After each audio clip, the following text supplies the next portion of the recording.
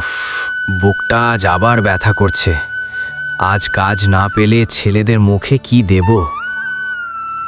আকাশ পাশেই শুয়েছিল, সে জেগে যায়। বাবা, তুমি আজ কাজে যেও না, তোমার শরীর ভালো নেই। আমি না হয় আজ কাশেম চাচার দোকানে গিয়ে বসি।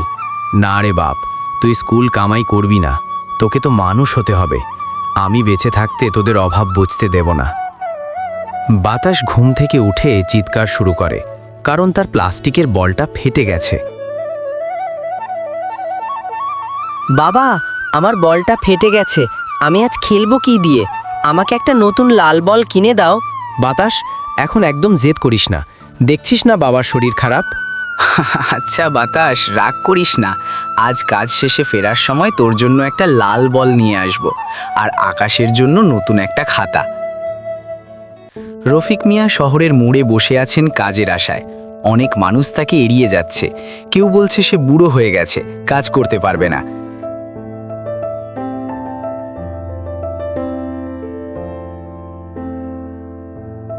এই মিয়া, তোমার শরীরে তো জোর নেই, মাটি কাটবে কি করে? যাও অন্য কোথাও দেখো।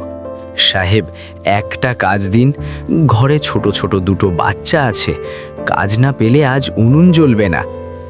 অবশেষে অনেক কষ্টে রফিক মিয়া ইট বহনের কাজ পেলেন।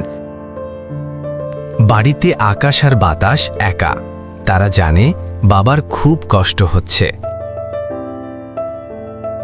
বাতাস, আমাদের কিছু একটা করতে হবে। বাবার একটা ভালো পাঞ্জাবি নেই, এই ঈদেও বাবা কিছু কেনেনি। ভাইয়া, আমরা কি কাজ করতে পারি? আমরা নদীর পাড়ে গিয়ে ঝাউ পাতা আর শুকনো ডাল কুড়োবো, সেগুলো বাজারে জ্বালানি হিসেবে বিক্রি করলে কিছু টাকা পাবো।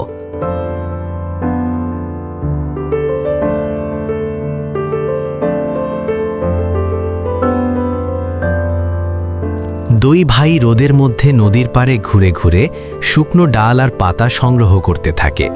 তাদের হাত কেটে যায়, শরীরে কাদা লাগে, কিন্তু তারা থামে না। সন্ধ্যায় রফিক মিয়া ফিরেছেন, হাতে ছোট একটা প্লাস্টিকের বল আর এক প্যাকেট সস্তা বিস্কুট। তিনি খুব ক্লান্ত। বাতাস বল দেখে জড়িয়ে ধরে। বাবা, তুমি সত্যি আমার জন্য বল এনেছো?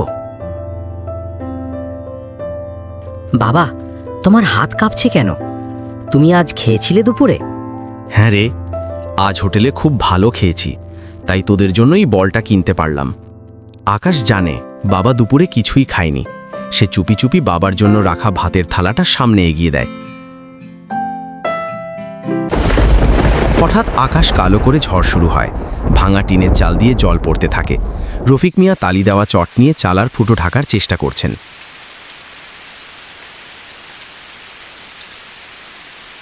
আকাশ, বাতাস, তোরা ঘরের কোণে যা, ভিজে যাবি তো? না বাবা, আমরা তোমার সাথে কাজ করব। তিনজন মিলে বৃষ্টির মধ্যে লড়াই করে ঘর বাঁচানোর চেষ্টা করছে। এই দৃশ্যে ফুটে ওঠে যে অভাব থাকলেও তাদের বন্ধন কত শক্ত।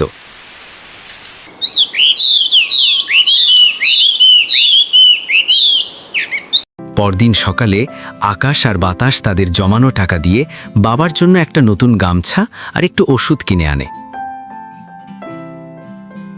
বাবা, এটা তোমার জন্য, আমাদের কামানো টাকা। তোরা এত টাকা কোথায় পেলি? আমরা পাতা কুড়িয়ে বিক্রি করেছি বাবা। আমরা আর ছোট নেই, আমরা তোমার পাশে থাকতে চাই। রফিক মিয়া দুই ছেলেকে বুকে টেনে নিলেন। ভাঙা ঘরেও তখন এক চিলতে হাসির আলো ছড়িয়ে পড়ে।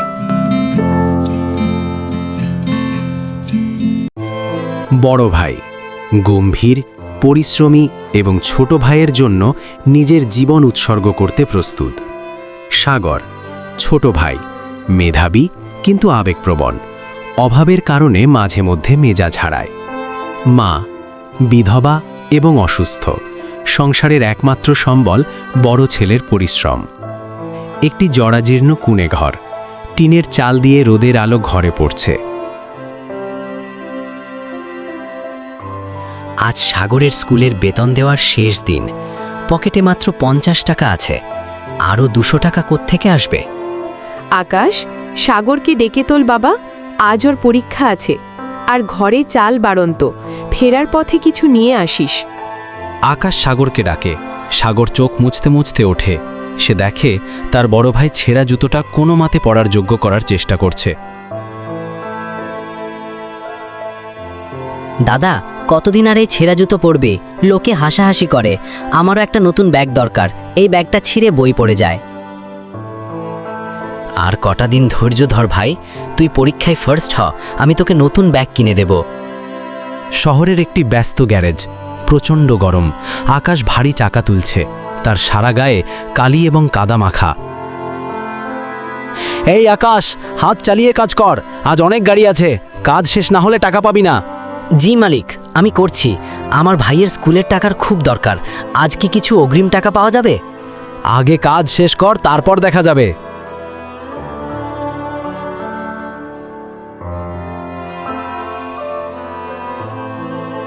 সে এক কোণে বসে এক গ্লাস জল খায়। তার মনে পড়ে সাগরের ছোটবেলার কথা, যখন সে সাগরকে কাঁধে করে মেলায় নিয়ে যেত। টিফিন চলাকালীন সাগরের বন্ধুরা ভালো খাবার খাচ্ছে, সাগর এক কোণে বসে শুধু মুড়ি চিবোচ্ছে। কিরে সাগর, আজও সেই মুড়ি? তোর দাদা তো বাজারে কুলি খাটে, তোকে বিরিয়ানি খাওয়ানোর মুরদ নেই বুঝি? খবরদার, আমার দাদাকে নিয়ে কিছু বলবি না। আমার দাদা অনেক কষ্ট করে। কষ্ট করলে কি হবে? অভাব তো ঘোচাতে পারে না। দেখ, আমাদের জামা কাপড় কত সুন্দর। সাগর কাঁদতে কাঁদতে স্কুল থেকে দৌড়ে বেরিয়ে যায়। সে তার দাদার কষ্টটা বুঝতে পারে না, শুধু নিজের অভাবটাকেই বড় করে দেখে। সন্ধ্যাবেলা ঘরে ফিরে সাগর দেখে আকাশ শুয়ে আছে, ওর হাত ফেটে রক্ত পড়ছে কাজ করতে গিয়ে। আমার এই অভাবের জীবন চাই না। কেন আমরা এত গরিব? কেন তুমি শুধু দিন মজুরি করো? আমি আর স্কুলে যাব না। সাগর, তুই কি বলছিস এসব? আমি তো সব তোর জন্যই করছি। কি করেছো আমার জন্য? সবাই আমাকে নিয়ে হাসে। আমি চাই না তোমার টাকায় পড়তে। আমি বড় হয়ে অনেক টাকা কামাবো, তখন দেখবে। থাম, তুই জানিস তোর দাদা আজ নিজের রক্ত বিক্রি করে তোর স্কুলের বেতন জোগাড় করেছে। আজ গ্যারেজে ওর দুর্ঘটনা হয়েছিল, তাও সে কাজ ছাড়েনি। সাগর থমকে দাঁড়ায়। সে আকাশের হাতের ক্ষত আর রক্তমাখা ব্যান্ডেজ দেখে শিউরে ওঠে। সে বুঝতে পারে তার দাদাই তার আসল ভগবান। দাদা, আজ এই হসপিটালের উদ্বোধন তুমি করবে। আমি তো শুধু চেয়েছিলাম তুই মানুষের মতো মানুষ হস। আজ আমার জীবন সার্থক। দাদা, সেদিন তুমি যদি নিজের স্বপ্ন বিসর্জন না দিতে, আজ আমি ডাক্তার হতে পারতাম না। এই সাকসেস আমার নয়, এটা তোমার ত্যাগের ফল। দুই ভাই একে অপরকে জড়িয়ে ধরে। দূরে মা দাঁড়িয়ে তৃপ্তির হাসি হাসছেন। আকাশ জুড়ে রংধনু দেখা যায়।